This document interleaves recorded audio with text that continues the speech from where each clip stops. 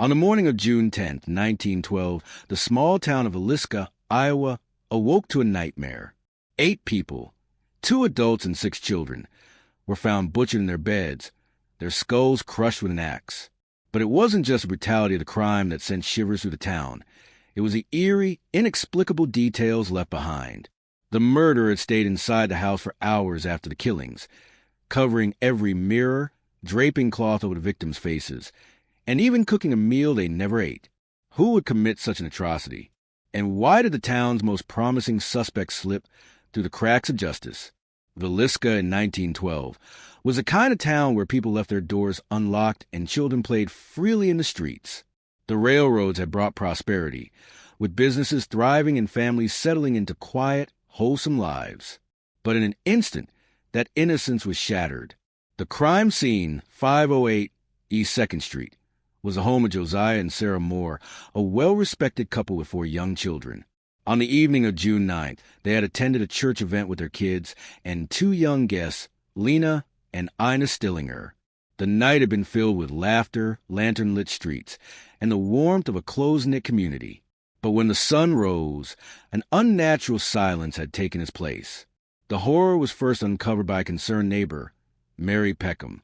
She had noticed that the Moore's home was unusually quiet. No children running outside. No morning chores. When she knocked, there was no answer.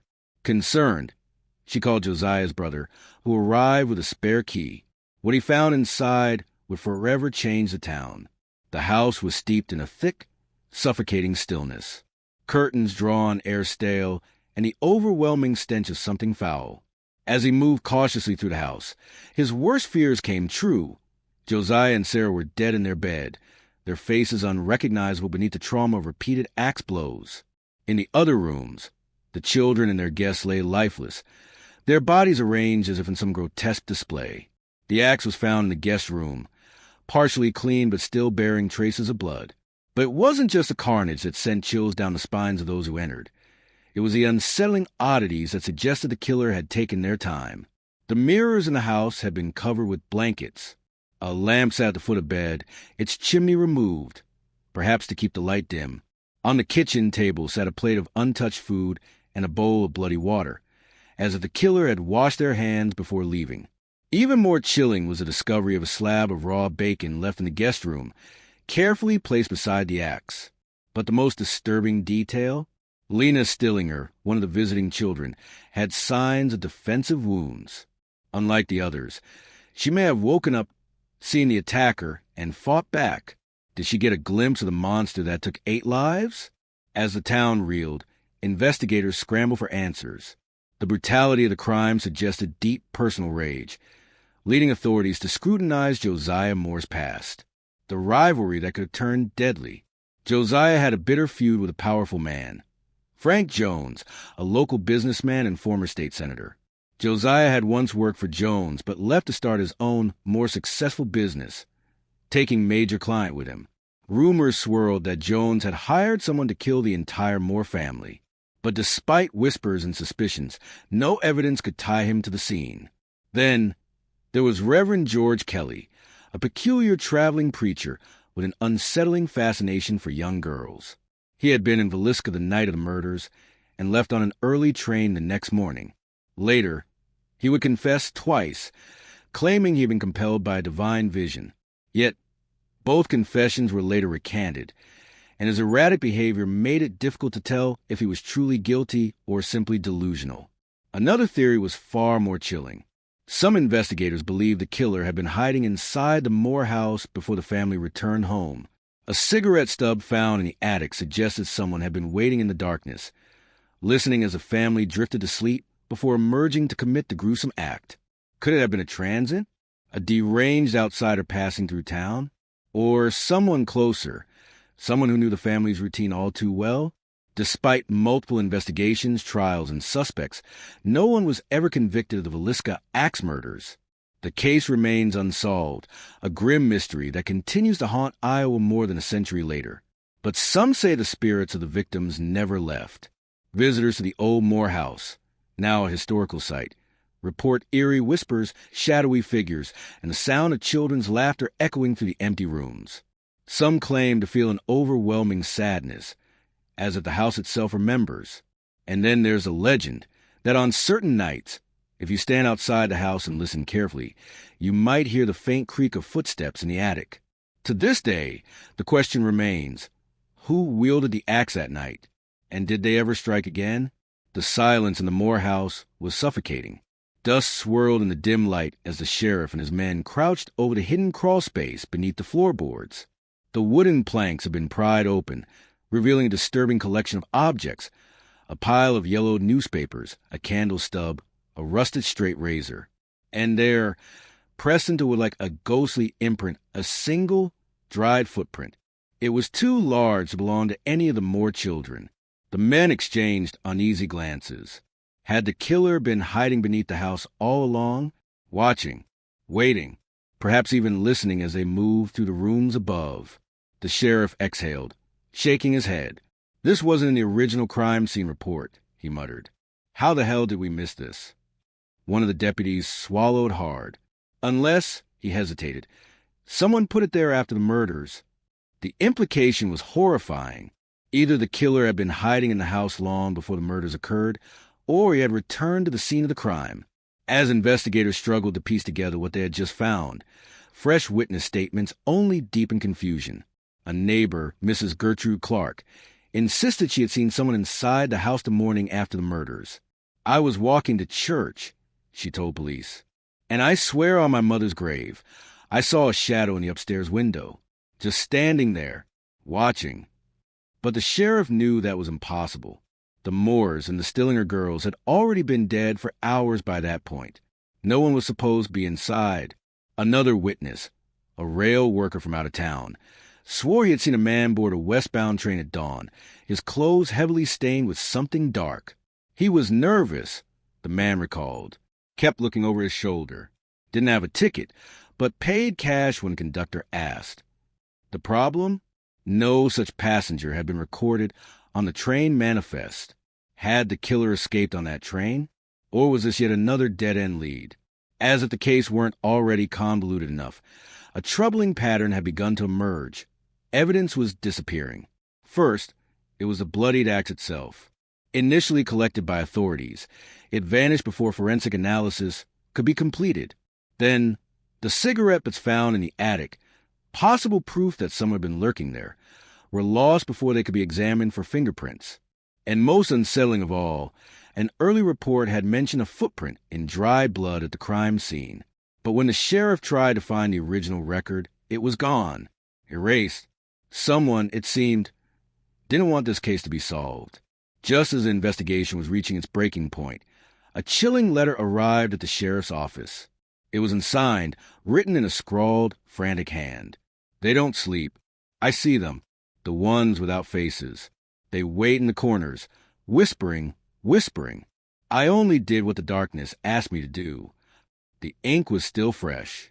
And even more terrifying, it had been postmarked from within Villisca. The sheriff's hands trembled as he set the letter down. The killer wasn't just watching. He was still here. Desperate for answers, law enforcement turned their attention to a new suspect, Reverend George Kelly, the eccentric traveling preacher who had been in town that fateful night. Kelly had always been an odd man, small, jittery, prone to wild ramblings. But there was something else. He had left town abruptly the morning after the murders. And then, out of nowhere, he confessed. I saw the devil in that house, he muttered. I did what had to be done. For a moment, it seemed like the case was solved. But then, under questioning, Kelly's story changed. Over and over. 1 minute, he claimed he had killed the Moores in a fit of religious hysteria. The next, he insisted he had simply dreamed about the murders before they happened. And then came a revelation that shattered the case wide open. Reverend Kelly had an alibi. The night of the murders, he had been staying miles away, confirmed by multiple witnesses. He hadn't even arrived in Villisca until morning. So, if Kelly didn't do it, why had he confessed? As the town descended into deeper fear, a local journalist named Henry Matheson began conducting his own investigation. He spoke with a woman named Edith Mayfield, a former housekeeper for the Moores who had left town weeks before the murders. What she told him changed everything. "I heard Josiah arguing with someone behind the hardware store," Edith recalled. "A man I didn't recognize. But I remember the last thing he said." She hesitated before whispering, "You don't understand. It doesn't end with just you. Was the Villisca Axe murder the result of grudge? A warning? A contract killing?" Before Matheson could publish his findings, Edith vanished. Her room at the boarding house was found untouched. A single candle burned in the window. Her landlady swore Edith had gone to bed the night before. But by morning, she was gone without a trace. With the case spiraling out of control, investigators turned back to the Moore house for another search. The hidden crawl space had raised too many disturbing questions. But what they found next made their blood run cold. Prying up another section of loose floorboards, they uncovered something no one had noticed before. A small wooden box, wedged deep into the foundation. Inside was a blood-stained scrap of fabric, a lock of hair, and something even more disturbing, a child's doll missing its eyes. Had the killer left this behind as a trophy? Or had he been collecting something far more sinister? And most horrifying of all, if this box had remained hidden all these years, what else was still buried beneath the Moore house? Sheriff Hank Gibson stared down at the eerie contents of the wooden box, his pulse hammering in his ears. The blood-stained scrap of fabric, the lock of hair, the eyeless doll. Each item seemed to whisper a secret even more horrifying than the murders themselves. Deputy Wallace, his face pale, cleared his throat. "Sheriff, this doll." He hesitated before pointing at a name stitched into the fabric of its dress. The lettering was faded, but still legible. "Lena." The sheriff's stomach turned. Lena Stillinger, one of the two visiting girls murdered in the house that night. Wallace took a shaky breath. How the hell did this end up buried under the floorboards? They had examined every piece of crime scene evidence years ago. Now, this doll suggested something chilling. The killer had left a piece of his crime behind. But why? And more importantly, had someone known about this and kept it hidden all these years? Gibson stood, his hands clenching into fists. Someone in this town was still hiding something. Just as the sheriff was piecing together what this discovery could mean, a woman named Rose Hartley, a former Villisca resident who had left town decades ago, arrived at the station, insisting she had information about the murders. Gibson recognized her name immediately. She'd been a teenager in 1912, working as a maid for a wealthy family on the outskirts of town, but she had never been involved in the case. Now, all these years later, she wanted to talk. Seated across from the sheriff, her hands trembled as she gripped a cup of tea. "I never told anyone because I was afraid," she admitted. "But after all these years, I can't keep quiet anymore." Gibson leaned forward. "Afraid of what, Miss Hartley?" She swallowed hard.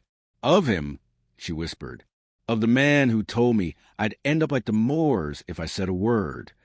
The room seemed to freeze. Gibson exchanged glances with his deputy before pressing, "Who is this man?" Rose's lips quivered, but when she spoke, her words shattered everything they thought they knew about the case. "I don't know his name," she admitted. But he wasn't alone. There were two of them. The idea of two murderers had never been seriously considered before. The brutal nature of the killings, the rage, the overkill, had always suggested a single deranged individual. But Rose was adamant.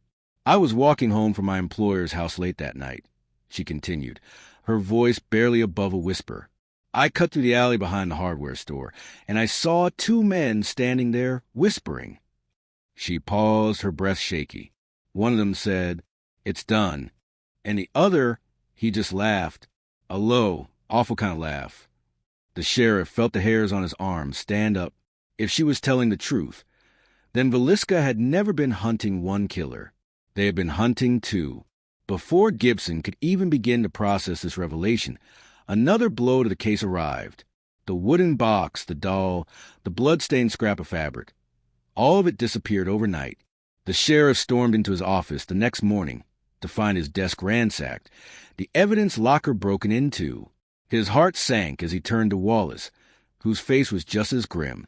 "Someone doesn't want us to solve this," Wallace muttered. Gibson clenched his jaw. "Or someone doesn't want us digging up the past." Had someone within law enforcement been covering for the killers all these years? The missing axe, the lost cigarette butts, the footprint that had vanished from the original report. It wasn't just negligence, it was deliberate. Someone had been erasing the truth from the very beginning. Determined to find answers, Gibson and Wallace tracked down an address that had appeared in an old police report, a location that had once been connected to a man named Paul Vickers, a transit worker who had been in Villisca the night of the murders. Vickers had been questioned in 1912, but dismissed as a suspect. But after Rose's testimony about 2 killers, he was back on their radar. His last known residence? An abandoned house at the edge of town. With the sun setting behind them, the sheriff and his deputy pulled up to the dilapidated remains of the Vickers house.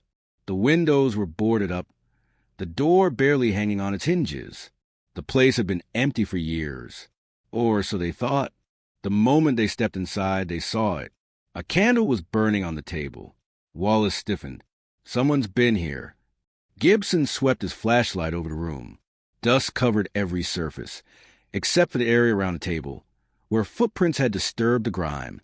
Someone had been sitting there recently, watching, waiting, and then Wallace let out a strangled gasp. "Sheriff, look." He pointed to the wall.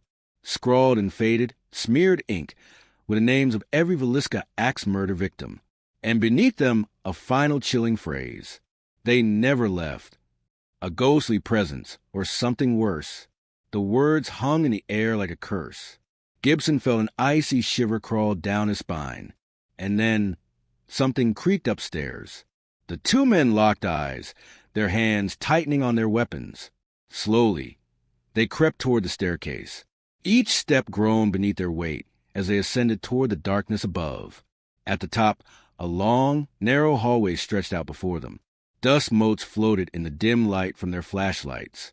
Then a whisper, soft, almost inaudible. Gibson's grip tightened on his revolver. "Who's there?" he called. Silence. Then, suddenly, a door at the end of the hall slammed shut. Wallace nearly dropped his flashlight. "Jesus," he hissed. Gibson's pulse pounded. The house had been empty for years. No electricity. No wind strong enough to move the doors. Someone or something was in there with them. With a deep breath, Gibson pushed forward, reaching the door and pressing his ear against it. Another whisper. But this time, he recognized a voice. It was a child. "Help me," the voice pleaded. Wallace backed away. "Sheriff, we need to get the hell out of here." But Gibson had already thrown open the door. Inside, the room was empty. No furniture. No footprints in the dust. No one hiding in the shadows. Only one thing remained. On the floor, sitting eerily in the center of the room, was another doll, just like the one from the Moore house. And this one still had its eyes. But as Gibson knelt down to pick it up, its mouth fell open. Inside was a folded scrap of paper. With trembling hands, he opened it. The message was written in the same smeared ink as the wall downstairs. "You're next." Sheriff Hank Gibson stood frozen, the message in his hands shaking slightly. "You're next." Wallace cursed under his breath, stepping back as if the doll itself were alive. The weight of the discovery pressed down on both men. This wasn't just a sick joke. Someone had been watching them. Someone who knew exactly what they were looking for. And that meant one thing. They were getting too close. Fear spreads through Villisca. By the next morning, word had spread. The Villisca case wasn't just a piece of history anymore. It was happening again. Locals whispered in hushed tones of the town diner, their eyes darting toward the sheriff's station. The younger generation, who had grown up hearing about the infamous murders, now saw them as more than just ghost stories. Even worse, some believed the case had awakened something unnatural. "I heard old man Vickers was messing with something he shouldn't have," murmured an elderly woman to a group of townsfolk. "That house was cursed long before the Moores died. The preacher used to say the devil himself walked through Villisca that night in 1912, another man muttered. Sheriff Gibson had no patience for superstition, but he couldn't deny one thing. The fear in the town was real. Determined to take control of the situation, Gibson and Wallace revisited the police archives. combing through old records in search of anything connecting Paul Vickers or the mysterious second suspect to the original crime scene. That's when they found it. An old, crumpled report, filed decades after murders. A man had been found in a neighboring town in the 1940s, beaten nearly to death in an alley. He was a drifter, a transit with no name, no family. But when they brought him to the hospital, he muttered something before he died. I was supposed to kill them too, but he wouldn't let me. Gibson's blood ran cold. There were two killers, but one of them had turned on the other. Wallace's voice was hoarse. If that's true, then the real killer, the one who finished the job, he might still be alive. And if that was the case, he was still out there, watching. As they dug deeper, one name kept appearing in witness statement from the time. Someone who had always been on the fringes of the investigation, but never formally questioned. Reverend Elijah Kane, a traveling preacher who had been in town that week, warning of impending doom in his sermons. Multiple witnesses remembered him fixating on the Moore family. Some even recalled seeing him near their home on the night of the murders. But no one had considered him a suspect, because by the time investigators arrived, Kane had disappeared. Gibson slammed his fist against the desk. We need to find out if he ever resurfaced. Wallace was already on it, flipping through old census records, newspaper clippings, until suddenly he stopped. His face went pale. Sheriff, I think we just found him. He slid a newspaper article across the table. The headline read, Local Preacher Opens Orphanage for Lost Souls. The article was from the 1950s. The man in the photograph was older, his hair thinner, his face gaunt. But there was no doubt about it. Reverend Elijah Kane had changed his name, and he had been living just a few towns away, hunting a killer. The orphanage had long since shut down, but its remains still stood, an abandoned shell on the outskirts of a town called Coal Creek. That's where they would start. With backup from two other deputies, Gibson and Wallace arrived at the crumbling building just before dusk. Vines strangled the walls, and broken windows gaped like black mouths. A rusted sign still hung above the doorway, Home for the Lost. As they entered, the air inside was suffocating. Dust floated in the shafts of their flashlights. The wooden floor creaked beneath their boots. And then a sound, a faint, dragging noise from somewhere deep within the building. Gibson signaled for silence, leading the group down a hallway lined with decayed, child-sized beds. At the end, a heavy door stood slightly ajar. He pushed it open. Inside, the room was almost bare, except for a single wooden chair in the center. And on it, a doll. Not just any doll. The exact same kind as the ones left behind in Villisca. Its mouth was stitched shut, and on the wall behind it, scrawled in dark ink, asterisk, asterisk, or blood. Asterisk, asterisk was a message. God forgives. I do not. A slow, deliberate clap echoed from the shadows. The deputy spun around, guns raised. A figure emerged from the darkness. An old man, tall, thin, with piercing eyes that hadn't dulled with age. His face was calm, almost serene. Well, he said softly, his voice a low rasp. It took you long enough to find me. Gibson's grip tightened on his revolver. Reverend Kane. The man, once Elijah Kane, now known by another name, smiled. That's what they used to call me. Wallace's voice was sharp. Did you kill the Moores? Kane tilted his head. Do you believe in judgment, Sheriff? Gibson took a step forward. Answer the damn question. Kane exhaled, almost disappointed. I didn't kill them, he murmured. I saved them. Silence. And then, before anyone could react, Kane lunged. The struggle. The old man moved faster than anyone expected. Gibson barely had time to raise his gun before Kane sliced at him with something sharp. A rusted blade pulled from his coat. Wallace tackled the preacher, sending them both crashing into the chair. The doll tumbled to the ground, its stitches coming loose.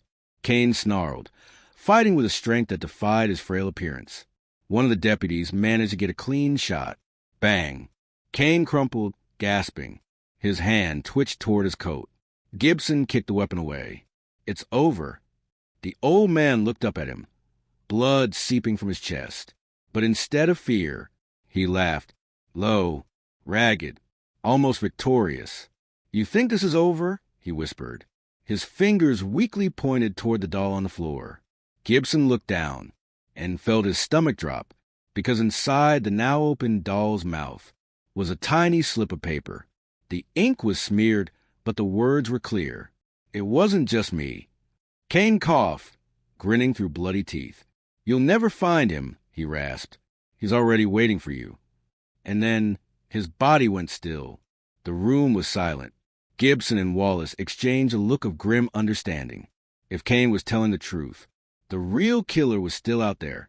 Reverend Elijah Kane's body lay motionless on the floor of the abandoned orphanage. Blood pooled beneath him, staining the rotting wood.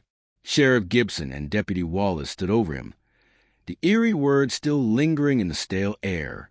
"You'll never find him. He's already waiting for you." For a brief moment, there was silence. Then, the weight of the revelation settled on them. Kane wasn't the only killer, and somewhere, the true monster still walked free. A town that refused to forget. In the days following Kane's death, the town of Villisca erupted in speculation. Theories spread like wildfire. Some believed Kane had been telling the truth, that he was merely a messenger of some greater evil. Others dismissed his words as the ramblings of a dying fanatic. Yet, the more Sheriff Gibson and Wallace dug, the stranger the case became. Kane had no known family, no past before 1912, no records of his real name before arriving in Iowa, as if he had stepped out of the shadows, just to play his role in the nightmare. And then there was the most disturbing question of all. If Kane wasn't the original killer, then who was? The chilling trial. Despite lingering questions, the state of Iowa sought to close the case. Kane was posthumously declared the prime suspect in the Villisca Axe Murders, his death scene as a final chapter in the town's most infamous crime. Authorities held a mock trial, mainly for historical closure. The jury, made up of legal experts and crime historians, reviewed the evidence. The verdict was swift. Elijah Kane was guilty, but not everyone was convinced. Wallace, for one, wasn't satisfied. "There's something missing," he muttered to Gibson one evening, flipping to the old case files. "It's like we've been chasing shadows this whole time." Gibson agreed, but knew they had hit a dead end. Kane was gone. The murders were over a century old, and the town wanted to move on. The sheriff had no choice but to close the case. But the case refused close itself. The vanishing deputy. Months after the trial, Wallace disappeared. His wife woke up one morning to find her front door wide open. His car was still in the driveway. His badge rested neatly on the kitchen table. The only thing missing was him. The town launched a search, but Wallace was never found. The only clue? A single dusty footprint. Asterisk, asterisk, bear, small, childlike. Asterisk, asterisk, left on the wooden floor of his home. Some whispered that he had gone mad, that the case had consumed him. Others believed something had taken him. A warning, or a message, a haunting legacy. Years passed, but Villisca's nightmares never truly faded. The Moore House, where the murders occurred, became a hot spot for paranormal investigators and thrill seekers. Those who spent the night reported hearing childlike giggles, unseen footsteps, and the chilling scrape of an axe against wood. Some visitors even claimed to wake up with small handprints on their arms, prints that didn't match their own. And then there was the doll, the same kind found in the orphanage. It appeared outside the Moore House's doorstep one cold autumn morning. No one knew how it got there. No one dared to touch it. It sat there for days, its stitched mouth curling into a silent, knowing grin, until one morning it was gone. The official story is simple. A preacher named Elijah Kane committed the Villisca Axe Murders. He evaded justice, changed his name, and lived in the shadows until the past caught up with him. That's what history tells us. But history is written by the living, and sometimes the dead have their own version. To this day, no one knows who really took Wallace. No one knows who left the doll. And no one knows if the true Villisca killer ever truly faced justice, or if somewhere he is still waiting, still watching, still choosing his next victim. Final thought. Perhaps the scariest part of all isn't the past. It's the idea that some ghosts never stop walking, and some doors, once open, can never be closed. So the question remains, what if the real killer was never caught?